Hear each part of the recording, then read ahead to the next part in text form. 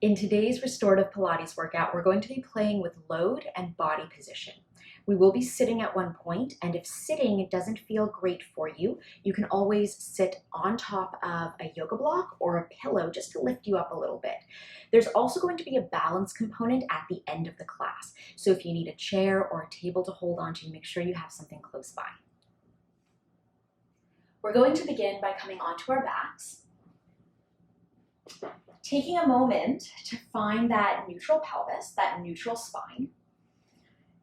So that tension-free position of the body where we don't feel like we're gripping into our backs or our glutes or our hamstrings, but we're really just feeling rested but prepared for the work. Take a couple of breaths here. And exhaling out. Inhaling. And exhaling. One more time here. And out. We're going to float the arms up to the ceiling to start with some scapula glides. So the first thing I want you to feel is the heaviness of the arm in the shoulder joint. Allow for the collarbone to melt across the top of the chest and just feel nice and open. From here, we're going to reach our fingers up toward the ceiling. You can feel that the shoulder blades kind of round around the rib cage. And then relax the arm back down into the floor. And again, reaching up and down. And reaching those fingers up toward the ceiling. It's not a big movement. And down. And we want to think here of keeping the rib cage really nice and quiet and keeping the spine really nice and quiet. Just the shoulder blades gently wrapping through that rib cage and then allowing those shoulder blades to melt themselves back down. Let's do two more here. And one more time. We're going into a single arm version of this now. So my arm closest to the camera only is going to reach up, and there can be a little bit of rotation in the rib cage as this happens. And then allow for that shoulder to get nice and heavy into the floor. Other side, gently reaching up, finding that little bit of rotation, and then coming down. So again, it's not an aggressive move. It's very gentle. We're just warming everything up. One more time, the neck is nice and easy. And then we're going to float the arms back down to the floor, going into a toe tap or a heel tap. Let's drag the heel toward the bum. Let the thigh bone sink into the hip joint, coming up into our tabletop position. Taking a moment to feel how the core responds to that movement.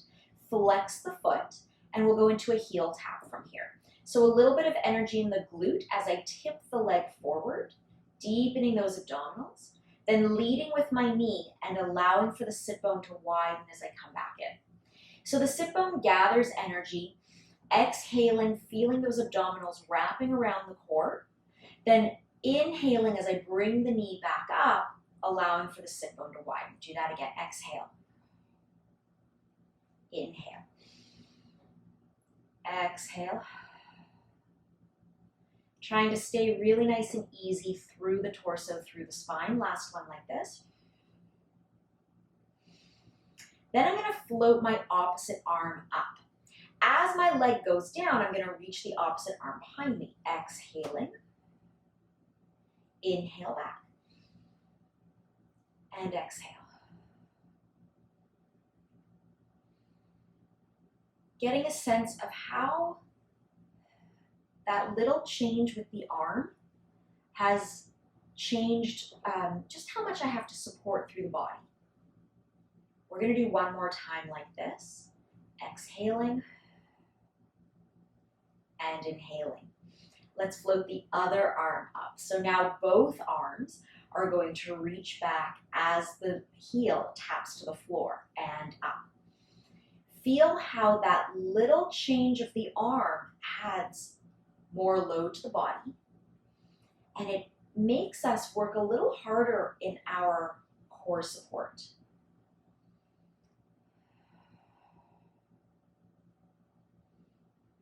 Let's do 2 more here.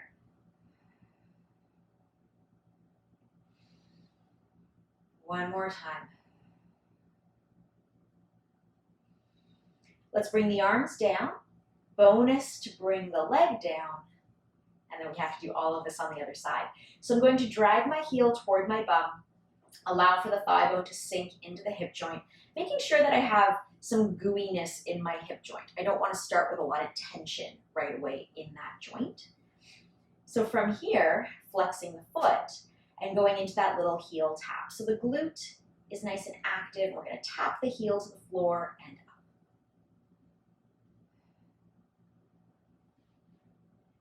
Normally when we do this, we do it with a pointed foot, which actually shortens the range of movement rather than the heel. So by just changing the position of the foot, we're gaining a little bit more range of movement, which is going to challenge our body and our core support just that little bit more. One more time like this. And then we're going to float that opposite arm up. And as the leg comes down, the arm is going to reach behind you and up. And again, just nice and easy through the core.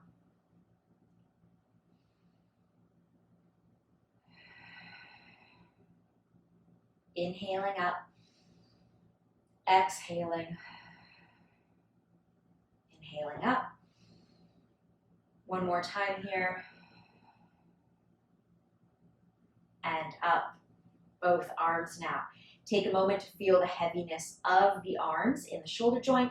As we fire up through that glute and we start to tip the leg forward, the arms are going to go back. Feel how the core support changes here as we come back in. Adding the extra bit of load changes how we need to support ourselves.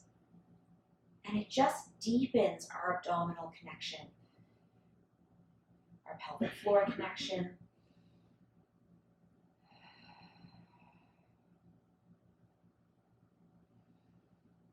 Two more.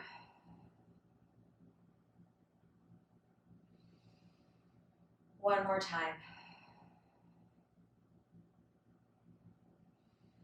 The arms come down and the leg comes down.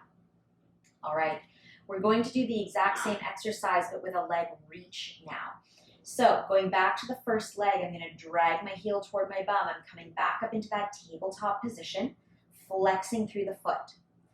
As I reach my leg out, I really want to focus on reaching out through the heel and giving my bum a little squeeze, drawing those sit bones in toward the center of the body. This is a lot more load for the core to support, so feel those abdominals kicking in. Bend the knee and bring the knee back in toward the chest. Do that again. Breath in. Exhale. Feel everything wrapping around your center. Bring it back in. The lower the leg goes, the harder it is for the abdominals to support. So you want to watch here where you're working from. If you feel like you're going into your back, send the leg up higher to the ceiling, more toward where the ceiling and the wall meet, that nice little crease. And then as you get stronger through your abdominal support and you rely less on your back to support you for this kind of work, then start to lower that leg a little bit more and a little bit more. And you'll feel how just by lowering the leg a little bit, the load increases, the amount of work we need to support the core increases. We're going to add that opposite arm now, exhaling. Inhaling back. Exhaling. Inhaling back. And again.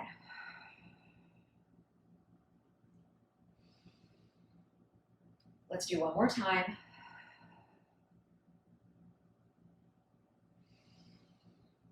Opposite arm or same side arms comes up. Both arms are going to reach. The leg is going to reach. Lots of load to control here and back. If it feels like it's too much, lower the arms back down and just go to the legs, or lower one arm down and just do the one arm and the one leg. We're going to do 2 more here. Never holding my breath, but always moving through that breath. And then the arms come down and the leg comes down. We have to do that on the other side. So before we go to the other side, never hold your breath through the movement. If you have completed the breath before the movement is finished, just go into the next breath. So if I'm here and I exhale, but I still have somewhere to go, just take the inhale and then breathe through it. We're just going to continue to work here now. We never want to hold our breath. When we hold our breath, our diaphragm freezes. And because the pelvic floor and the diaphragm are interconnected in their movement, when the diaphragm freezes, the pelvic floor freezes, which means we lose our ability to connect to the core support that we need to support this kind of loaded work. So just breathe your way through it. Don't get too hung up on the breath, and don't hold the breath. Just breathe. That is the most important part. Let's bring the opposite arm out. Here we go. Exhale. Inhale it back, or take your inhale beforehand. It's all good stuff. Let's do it again.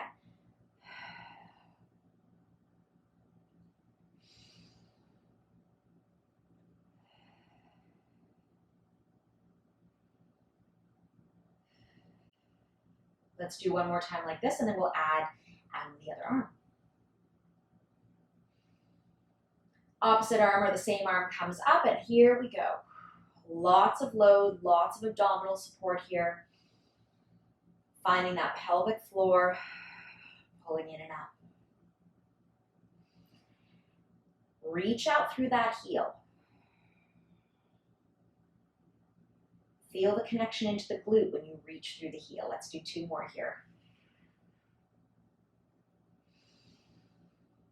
One more time.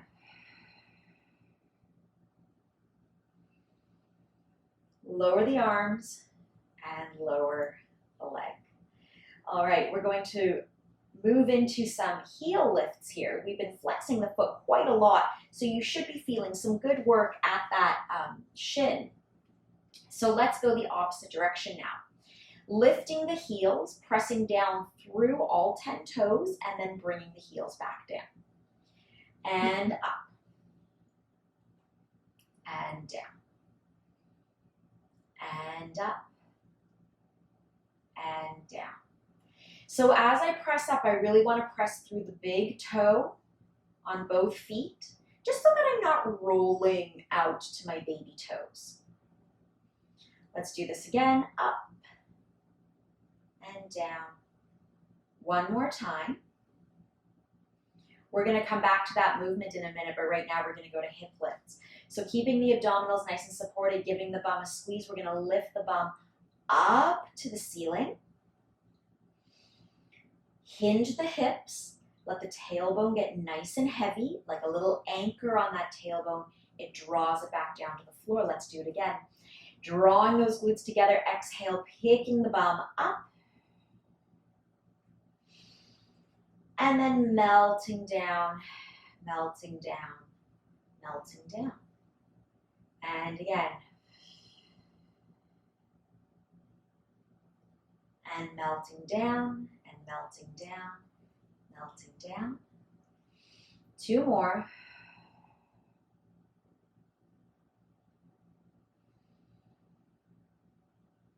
One more time here. We're going to pause and stay at the top.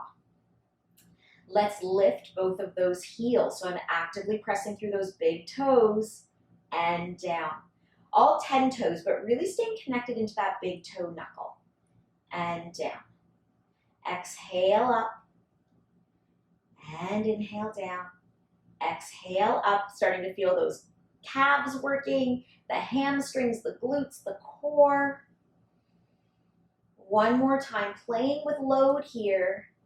How just lifting the heels changes things up a little bit. One last time, coming up, lower the heels down. Think of that little anchor on the bum and bring the bum slowly, controlling through the core, all the way down to the floor. Now here's the fun part. Now you can stay with the hip lifts that we just did, or you can join me for the next level, which is going to be lifting those heels up and going from here into our hip lift. So finding the glutes, finding the core, exhale, use those glutes to lift the bum, really pressing down through those toes, reaching out, reaching out, reaching out. Can you stay lifted as you come back down? Hinging at the bum, controlling as you come all the way back down, and then let the heels relax. Do that again, lifting the heels up, finding the glutes, pressing up. Now you can lower the heels back down to the floor and come down in this position if you're not quite prepared to keep the heels lifted as you lower the bum back down to the floor. Take a break, lift the heels. We're going to do 2 more here. Finding the glutes, finding those abdominals. Try to keep those heels lifted. Think like 3-inch heels. And down, we call it a high half toe position. Up, find the glutes, press up. Hinge and come down, hinge and come down, all the way down, and letting the legs release and relax. We're gonna roll onto our side now and go into a little bit of sideline work. So normally when we do sideline work, we focus a lot on the external rotation. We're going to do a little internal rotation this time. If you need a pillow under your head, please go and grab one. We want the hips to be square and the tummy to be active. And what I'm going to do is keep my knees together, but lift my foot up to the ceiling, and I'm going to flex it. Giving the bum a little squeeze, I'm going to keep my bent leg. And I'm going to press my heel up on a little bit of a diagonal. So I'm sort of aiming for the top of my table behind me, and then coming back down to touch the knees.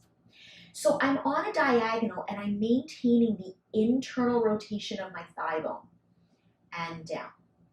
Pressing back. And down. If you have something behind you, you might hit it. And down. So this is just a different way of getting into the glute med. We don't often do a lot of work in internal rotation, but we have that movement available to us, so it's important that we try to utilize it. We want the joint or the bone to be well lubricated on all sides, externally, in parallel, and internally. So here's our internal rotation. Let's do 2 more. Can you start to feel that bum working? If keeping the foot flexed becomes too much, you can go to a pointed foot. Last one. From here, we're going to lower the foot back down, and now we're going to look at our external rotation that we're much more used to into our clams. The feet are going to stay together. I'm going to fire up through the glute and externally rotate that thigh bone as I lift the leg into my little clam position and down. Keeping the hips square.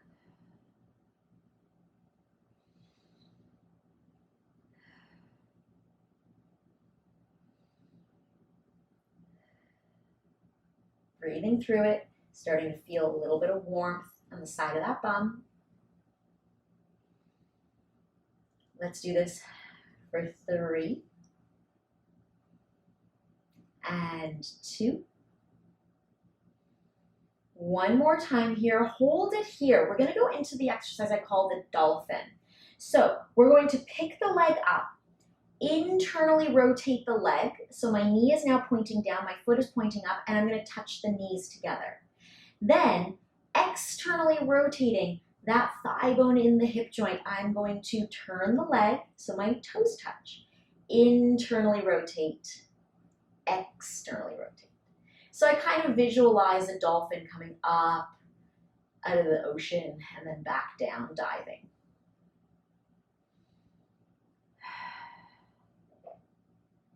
Little internal and external rotation. You can really feel that work deep in the hip joint. If any of this doesn't feel good, just go back to the exercise that feels better. 2 more. 1 more time. And then we're going to slowly lower that leg back down. But we're not done exploring internal and external rotation. Lifting that top leg up, I'm going to reach it out now. Straight from my hip joint, my hips are nice and square. I'm going to rotate my leg in. So now my knee and my toes are more pointed toward the floor. And then I'm going to rotate my leg out. So now my knees and my toes are more pointed on a diagonal upward. Internally rotate and externally rotate. Thinking of a key in a lock. So the key, my thigh bone, is rotating, but the lock, the pelvis, is staying really nice and quiet. So I really want to avoid the rocking back and forth through the pelvis. We're going to do 1 more time. Internally rotate. Keep that internal rotation, flex the foot. So my toes are pointing down. We're going to do little pulses up. 1 and 2, 3. Can you feel that work? 5 and 6. I forgot my number there for a second. And 8, 9, and 10. Pause. Rotate the other direction.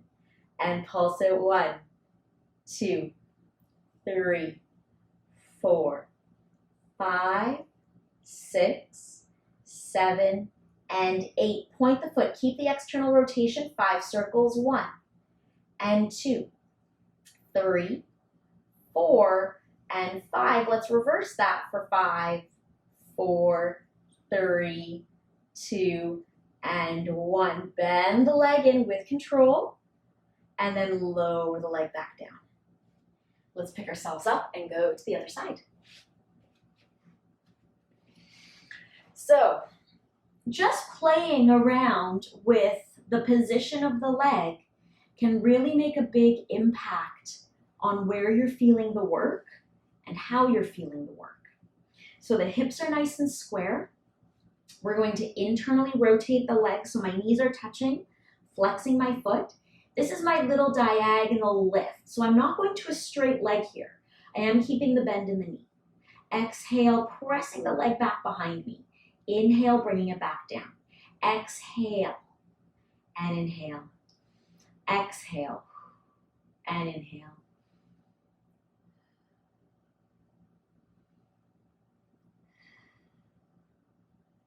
Let's do 3 more like this. 3, 2, 1. We're going to bring the leg back down and lower the feet. Keeping the feet together now. Externally rotating through that hip joint and down. We're going into our external clams here. Exhale and inhale. Exhale and inhale.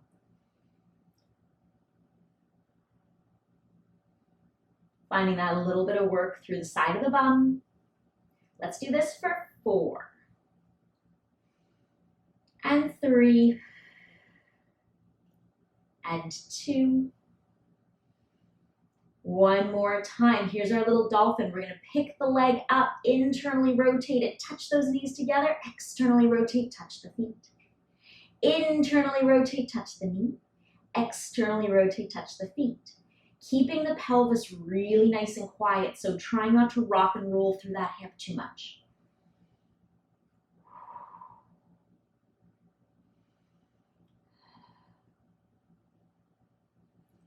Let's do this for 4. Can you feel that work? 3, 2, 1. And we're slowly going to lower that leg back down, keeping those hips nice and square. We are not done yet. We're going to lift up that leg and extend it out. Keep the leg pointed, reaching the hip toward the foot, so we're not sinking in the waist, but we have a nice long waist, and we internally and externally rotate that thigh bone. So we have added more load to the body to maintain by extending the leg out. Think of that key in the lock. 2 more. 1 more.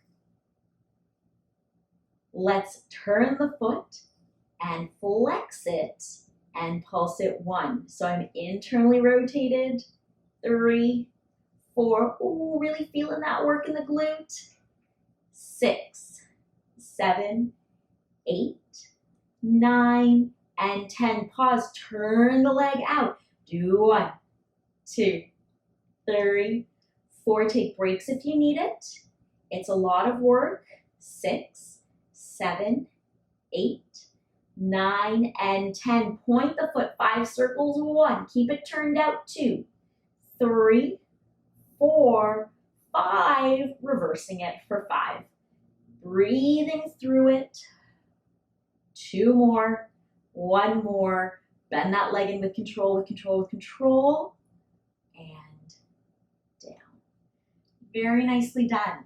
We are going to come up to sitting now. I have a yoga block to sit on for this work. Sometimes sitting on your bum, this is quite a significant angle of flexion for the hip joint, and it doesn't always feel great. So sitting on a pillow or a yoga block or even a stool lifts the bum up and it decreases the level of flexion, and that can be a lot more comfortable for the hip joint.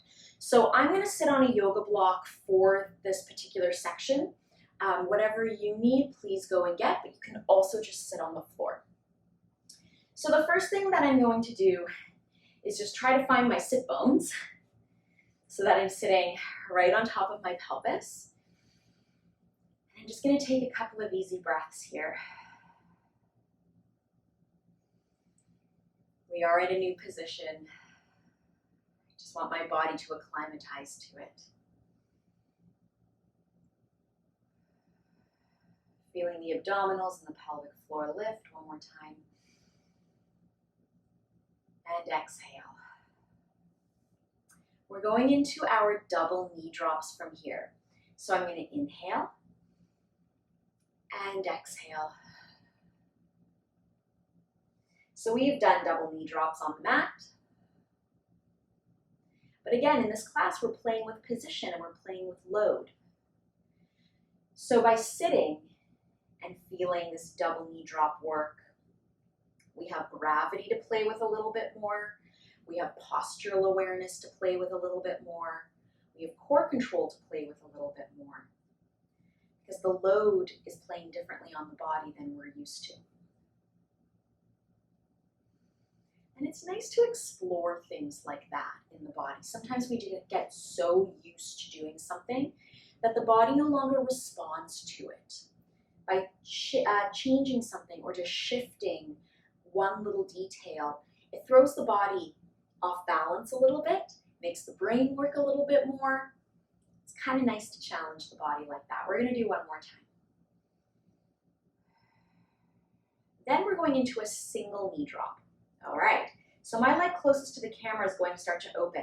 I really have to engage through my opposite oblique to stabilize my torso, but also to keep my supporting leg from falling out to the side.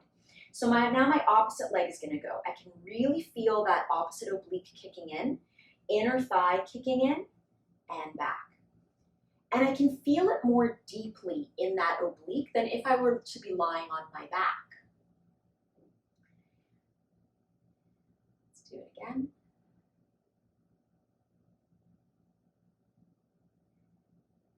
Sitting and doing this work is also a great way of challenging our proprioception, which is understanding and knowing where our body is in space. Because we often don't live our lives just lying down the whole time. We move, we walk, we stand, we sit.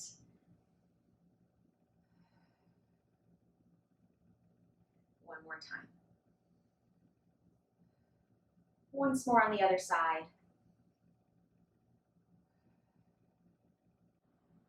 We're going to go into a leg reach from here. So I'm going to bring myself forward just a little bit on my block. You can move yourself forward on your pillow a bit.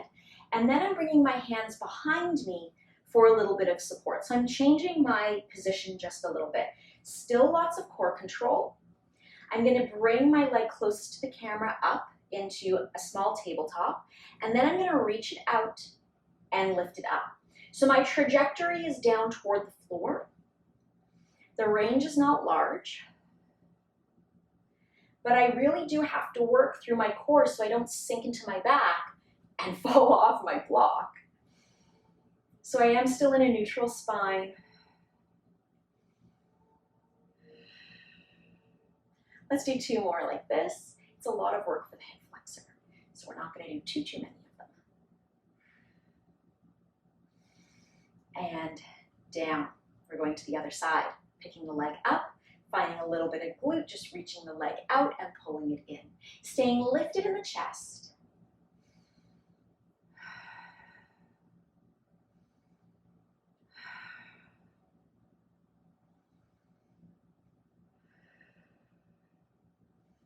Let's do 2 more. And 1. And coming down. I'm going to stay seated on my block for a little bit of upper back extension. So normally we would come onto our bellies for this and we would lift our chests up, but we're going to do it a little bit differently. I'm going to place one hand on the base of my rib cage, just at the bottom of my sternum. My other hand is going to come up to the top of my rib cage, or where my collarbone is.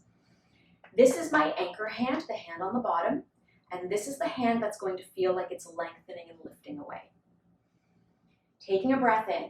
On the exhale, I'm going to start to let my gaze look upward, and I'm going to allow the front of my chest to lift and lengthen, imaging those 2 points, gently pressing away from each other or pulling away from each other, and then I'm going to relax them back down. Let's do that again. The eyes lead the movement, and I want the feeling of lifting up and over, like a rainbow, coming up and back, and then coming back down. You can see it's not a huge range of movement. What I'm avoiding doing here is just pushing my rib cage forward from my mid-back and bending from that point in my spine. That isn't working my upper back muscles at all. It's just stressing my mid-back. So it might not be a big movement, but really get that sense of lifting up and just gently back. It might even be just more of a lifting up sensation for you, and that's fine. 2 more. It's a very, very small movement. 1 more time.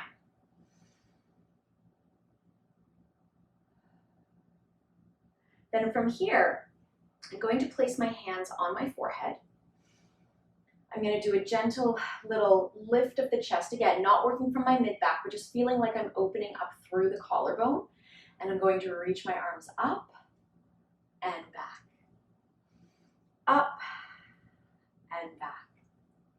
So just a little bit of gentle lengthening through the arms. 2 more, and my arms are in my peripheral vision as I do this. Last one, I'm going to keep the arms up there and do a little flutter arm movement, and there can be some rotation in the spine. Just a little bit of rotation will allow for that. Feels quite nice for 4 and 3 and 2 and 1. Bringing the arms back down and then allowing them to rest.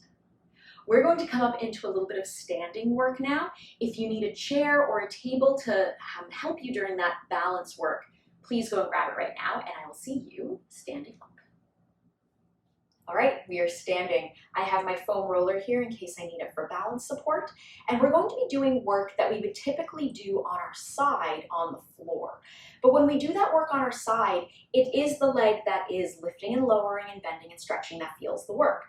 What you're going to feel in the standing version of this is it's the supporting leg that's going to be feeling the brunt of that work. So it's a nice way to just change things up a bit. The first thing I'm going to do is my left leg is going to be my standing leg. So I want to make sure that my big toe, baby toe, and heel, that little triangle, is nice and anchored and supported into the floor. Equal weight between those 3 points. Pulling up through the inner thigh, feeling the core, and getting a little bit of glute support happening to help support my spine and my torso. Then my right leg, which is going to be my working leg, is going to gently come away from the floor. So I am leaning into my supporting leg just a little bit here. Bending my right knee in, I'm going to squeeze my bum and reach the leg out. So it is working on just a very small diagonal, and you can hold on to your chair or a table, whatever you have, if you need that little bit of extra support in your balance today. So we are bending and stretching, and bending and stretching, and I'm just opening the leg out to the side, really trying to stay tall through my torso and tall through my leg. The last thing I want to do is to start sinking into my supporting leg. One more time like this, and then I'm going to hold it out there. Here's my external and internal rotation. Now we did this on our side, so this move is not new to us in this class today, but feel the difference. Can you feel all of that work on your standing leg? Stay tall. Don't allow the thigh bone to sink deeply into the hip joint. You want this feeling of floating. I often say, think of your pelvis like the most perfect scoop of ice cream, and your thigh bone is the cone. We don't want the ice cream to start to melt. We want it to stay perfect on top of that cone. One more time. Hold that. Little pulses. 1, 2, 3. Oh my goodness. Can you feel that work on the supporting leg? 3, 2, 1. We're going to finish by pointing the foot, turning it out just a little bit, and we're going to do little circles to the side here. You can hold on to something if you need to. 3, 2. You have to reverse the direction. 1, 2, 3, and 4, 5, 6, 7, and 8. Come on in. Ooh, can you feel that work? All of that here, working very, very deeply. Bring my balance aid to the other side. We're going to finish with this leg. Big toe, baby toe, and heel, nice and active. Drawing up through the inner thigh, drawing up through the pelvic floor. Find that glute, nice and long through the top of the head. We're going to start with our bend and stretch. Bend that knee in, reach it out. 1, bend it in, reach it out. 2, and 3, and 4, 5, 6, 7, and 8. Hold it up there. Internal and external rotation. I'm actually going to point my foot for this. Internal and external rotation. Trying to keep the pelvis square. So again, you want to avoid working from your back and really focus on that thigh bone only, rotating deep into that hip joint, but not sinking into the hip joint on the supporting leg. Okay, keep that leg just gently rotated in. Flex the foot, lift it. 1 and 2, 3. Perfect scoop of ice cream happening here for 4, 3, 2. Point that foot, and 8, 7, 6, 5. Pulling those abdominals in. 3, 2. Reversing it. 8, and 7, 6, and 5. Lots of good balance happening here. 3, 2, 1. Whoo, coming in. Let's just do a little squat. Let those glutes release. Can you feel that glute med working all along here? That is the glute med. That is a big supporting muscle for the pelvis. It is really important for things like walking. We want to make sure that we're strengthening the sides of the glutes. I'm going to use my aid for the last exercise here, which is a nice cat stretch. So I'm walking myself out. So I have a nice flat back. I'm going to let the tailbone start to drop toward the floor as I round through the spine. And then sliding the tailbone free, rippling through the spine and allowing for the chest to open. And maintaining a little bit of support through my core just so I don't sink into my back. Let that tailbone drop, deepening through those abdominals.